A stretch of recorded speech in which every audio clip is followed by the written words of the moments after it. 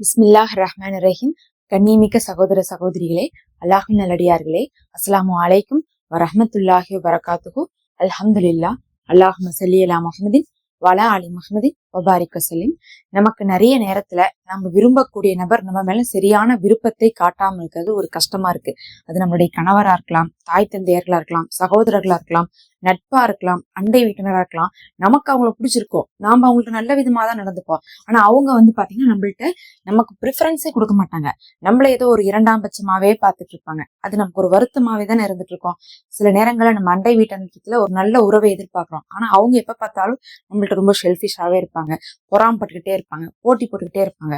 முக்கியமா உறவினர்கள் நாம நல்லா இருந்தாலும் கூட அவங்க நம்மளை நல்லா இருக்க விட மாட்டேங்கிறாங்க. ஏன்னா அவங்க என்ன பண்றாங்க, சுயநலமா போட்டி போட்டு ஏதாவது கெடுதல் பண்ணி விட்டு இடைஞ்சல் பண்ணிட்டே இருக்கிறதுனால நாமளே உறவை ஆதரிக்கணும்னு நினைச்சா கூட ஆதரிக்க முடியாம போயிருது.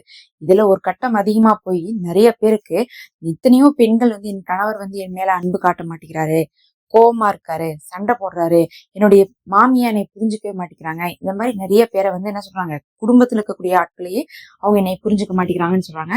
நானே கண்கூடாகவே பார்த்திருக்கேன். சகோதர சகோதரிகள் இடத்துல ஒற்றுமை இல்லை.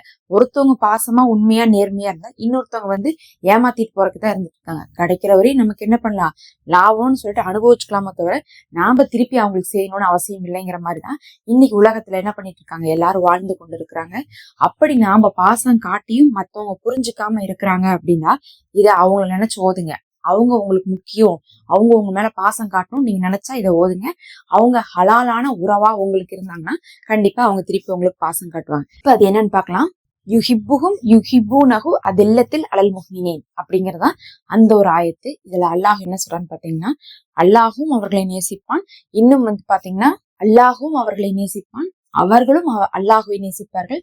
இன்னும் உலகத்துல இருக்கக்கூடிய முஃமின்கள் இடத்துல நல்ல முறையில் நடந்து கொள்வாங்க அப்படின்னு அர்த்தம். அதாவது நீங்க இதனை யாரை நினைச்சு ஓதுறீங்களோ அவங்க உங்களை நேசிக்க ஆரம்பிப்பாங்க.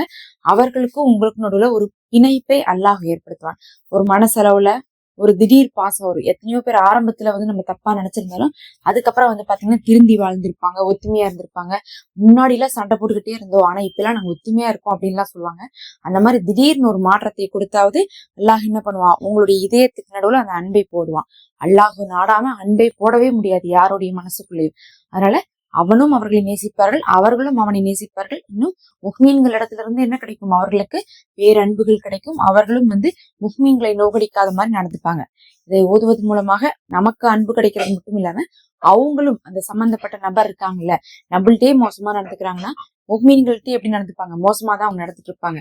அவங்க அந்த மாதிரி அதுல இருந்தும் அவங்க திருந்தி முஹ்மீன்களிடத்திலயும் என்ன பண்ணுவாங்க, அன்பு காட்ட ஆரம்பிப்பாங்கன்னு அர்த்தம். இதை நீங்க அந்த ஒரு குறிப்பிட்ட நபரை நினைத்து என்ன பண்ணுங்க, 7 முறை ஓதுங்க. 7 முறை ஓதிவிட்டு அவர்களை திருத்தி கொடுக்க சொல்லி உங்க மேல அன்பு காட்ட சொல்லி அல்லாஹ்கிட்ட துவா செஞ்சுக்கோங்க. இது இந்த நேரத்துலதான் ஓதணும்லாம் கிடையாது. எப்ப உங்களுக்கு ஞாபகம் வருதோ, எப்ப அவங்கள பத்தி உங்களுக்கு கஷ்டங்கள் வருதோ, என்ன அவங்க இன்னும் இப்படியே இருக்கிறாங்களேன்னு உங்களுக்கு வருத்தம் வருதோ, நினைக்கிறப்பெல்லாம் இதை ஓதி அவங்களுக்காக துவா செய்து கொள்ளுங்க. அப்படி செய்ய செய்ய உங்களுக்கு என்ன ஆகும், கண்டிப்பா அந்த கவலையெல்லாம் போய் நீங்களே சொல்லுவீங்க, பரவாயில்ல இவங்க என்கிட்ட பாசமா நடந்துக்கிறாங்க, இவங்க இப்ப எனக்கு கெடுதலே செய்யறதில்ல, இவங்க எனக்கு இம்பார்ட்டன்ஸ் கொடுக்குறாங்க, நீங்களே உங்க வாயால சொல்ற அளவுக்கு இந்த துவா அவர்களை மாத்திரும். ஆமீன் யா ரப்பல் ஆலமீன். நம்ம அடுத்த ஒரு வீடியோல பார்க்கலாம். மறக்காம சப்ஸ்கிரைப் பண்ணி லைக் ஹைட் பண்ணிக்கோங்க. நம்ம சேனல்ல மெம்பர்ஷிப் இருக்குது, ஹதியாவாக ஜாயின் பண்ணிக்கோங்க.